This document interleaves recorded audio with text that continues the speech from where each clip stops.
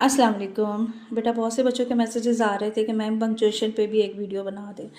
तो बेटा ये मैंने आप लोगों के लिए बहुत इजी वे आपको समझाने लगी हूँ हाउ टू अटेम्प्ट पंक्चुएशन।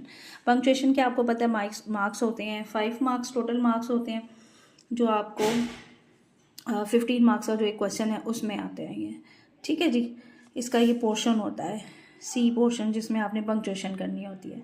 अच्छा मैंने ये इसकी कुछ कैटेगरीज लिखी हैं। वैसे पंक्चुएशन मार्क्स बहुत सारे हैं लेकिन मैं जो आपको समझाने लगी हूँ मोस्टली आपने पंक्चुएशन के लिए जो पैराग्राफ आएगा या लाइंस आएंगी, लाइन आती है ज़्यादा से ज़्यादा 1.5 लाइन आ गई, ज़्यादा पंक्चुएशन के लिए पैराग्राफ्स नहीं आते। ठीक है, तो आपने क्या करना है, सबसे पहले इनिशियल कैपिटल करना होता है। पंक्चुएशन के लिए जो लाइंस आएंगी इनिशियल कैपिटल कर दो।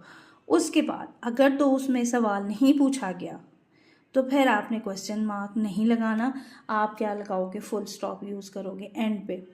और अगर सवाल पूछा गया है तो क्वेश्चन मार्क यूज़ करोगे।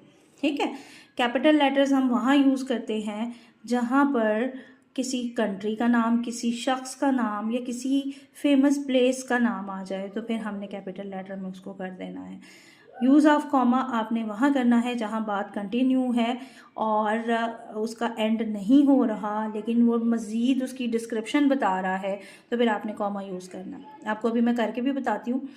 Use of quotation mark question, अच्छा ये हो गया। इन्वर्टेड कॉमा, इन्वर्टेड कॉमा आपने कहाँ यूज़ करना होता है, जहाँ पे किसी शख्स के स्पोकन वर्ड्स होते हैं, मतलब किसी का डायलॉग, किसी के कहे गए अल्फाज एज इट इज़ आपने बताने हैं तो आप इन्वर्टेड कॉमा लिखेंगे, जैसे डायरेक्ट स्टेटमेंट होती है।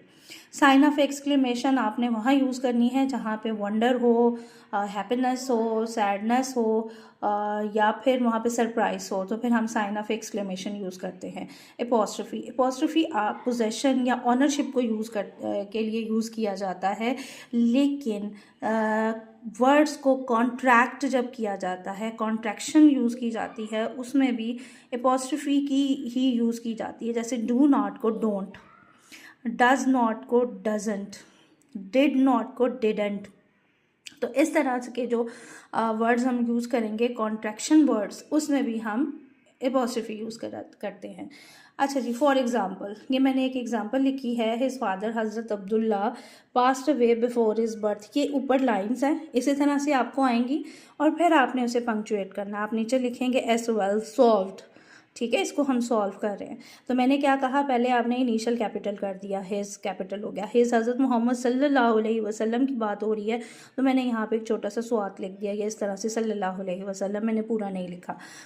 हिज फादर, फादर के बाद हमने कॉमा, क्योंकि फादर का नाम आ गया हज़रत अब्दुल्ला।